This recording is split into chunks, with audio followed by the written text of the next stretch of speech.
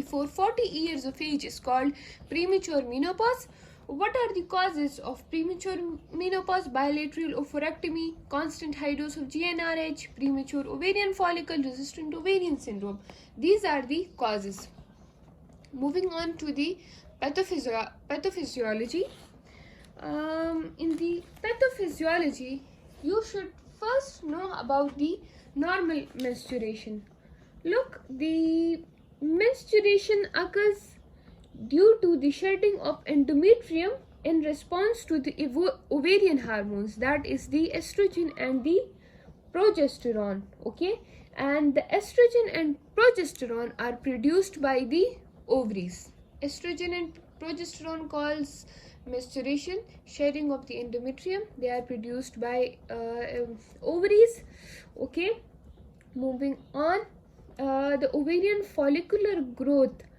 The ovarian follicle produce estrogen, progesterone, and the ovarian follicular growth in turn is controlled by the gonadotrophic hormones, the gonadotrophins, the LH luteinizing hormone, and FSH follicle stimulating hormone produced by the anterior pituitary.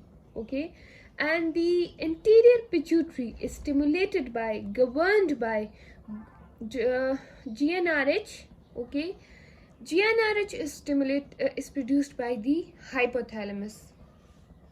Due to all of this, the normal menstruation occur. Okay, I will explain myself again. Look, for example, this is the hypothalamus. This is the hypothalamus. The hypothalamus is producing GnRH. This GnRH acts on the anterior pituitary. We are going to consider this one as anterior pituitary. This GnRH acts on the anterior pituitary. As a result, the anterior pituitary produces LH. The stars here are LH and the circles are FSH. Okay, this LH and FSH goes to the ovaries and acts on the ovaries. This FSH and LH acts on the ovaries. As a result, they produce estrogen and progesterone. The straight line here are estrogens and progesterone. Okay, this estrogen and progesterone, I am going to zoom this area. This is the this is the uterine cavity, this is the outer layer, this is the myometrium, and this is the endometrium. Okay, this FSH, this estrogen and this progesterone hits the endometrium and cause menstruation, right? So this should be very clear to you that hypothalamus releases gonadotrophin releasing hormone, which stimulates the anterior pituitary. The anterior pituitary in return produces LH and FSH luteinizing hormone and follicle stimulating hormone. The LH and FSH stimulate the ovaries, and the ovaries in turn produces estrogen and progesterone. Estrogen and progesterone then cause shedding of the endometrium of the uterus due to the ovarian hormones and causes menstruation. Okay, this is the normal menstruation. Then what is ovarian germ cells? The next part you should know. Ovarian germ cell, this diagram is not taken from any authorized book.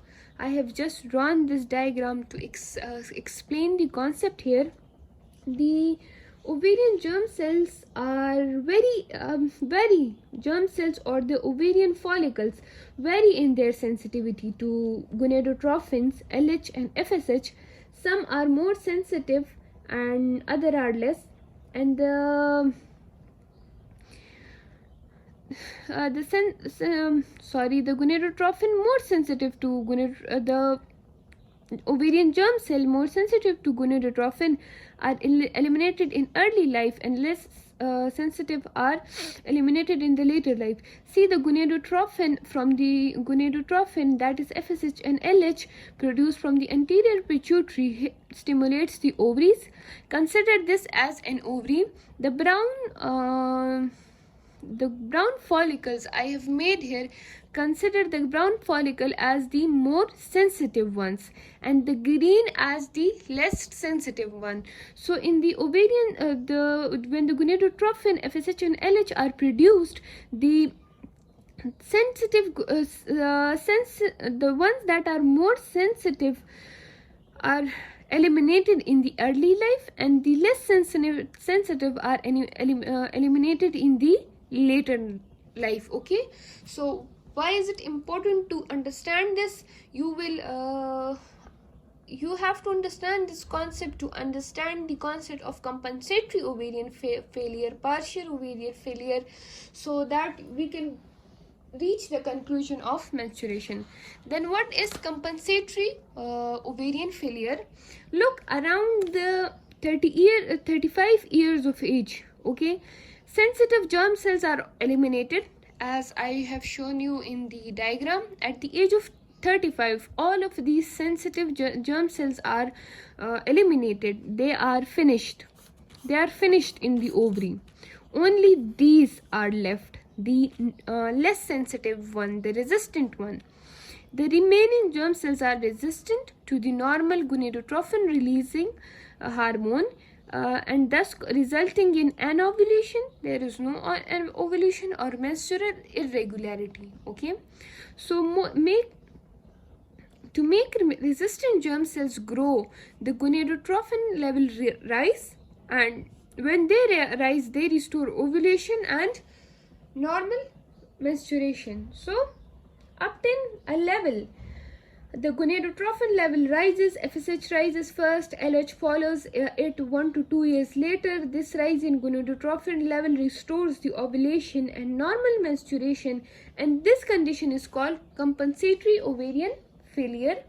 Then after a few weeks, the next stage starts, which is the partial ovarian failure. What is the partial ovarian failure? A few years later, even the raised gonadotrophin levels do not succeed in producing follicular growth sufficient enough to produce estrogen.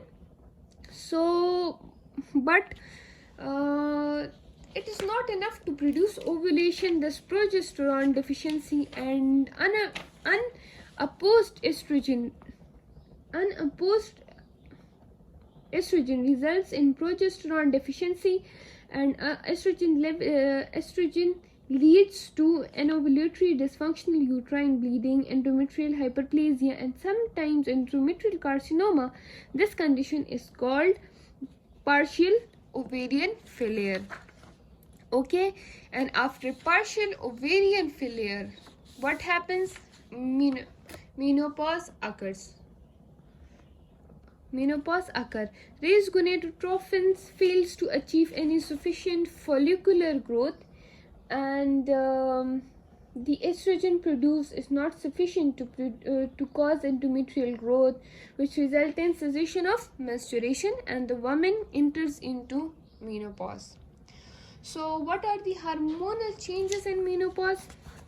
Again, an important concept you should learn. Before menopause, what are the hormones, what are the hormone levels, and how are we going to diagnose this? Before establishing a diagnosis, we should know about the hormonal changes in menopause. Diagnosis of menopause is usually made clinically, and the first endocrine change is a fall in inhibin production by the ovary, which normally inhibits the production of FSH. Okay, here you should learn this, that how is estrogen, progesterone, and gonadotrophin levels. What are the gonadotrophin before menopause and after menopause? Before menopause, estrogen is produced by ovarian follicles stimulated by FSH and produce estradiol. Progesterone is produced by corpus luteum of the ovary, and gonadotrophin, FSH, and LH level they fluctuate with cycles, increase and decrease with the cycles. After menopause, estrogen is produced by peripheral conversion of adrenal aldosterone to estrone, but that is not sufficient to cause menstruation, but just take some part of the normal body functions, parts in normal body function, but they cannot cause menstruation. They are not produced by ovary anymore. Estrogen is not produced by ovary anymore. Progesterone is not produced by ovary anymore. Instead, progesterone is produced by peripheral aromatization of adrenal steroids, and gonadotrophin level, they persistently remain elevated. Okay, and what are the other hormone levels? The gonadotrophin releasing hormone increase pulsatile perimenopause but progressively decline. FSH and LH, they are increased, but then there is an early increase and then a decline. Estrogen progressively declines, progressively declines, inhibin decline, and testosterone also decline. The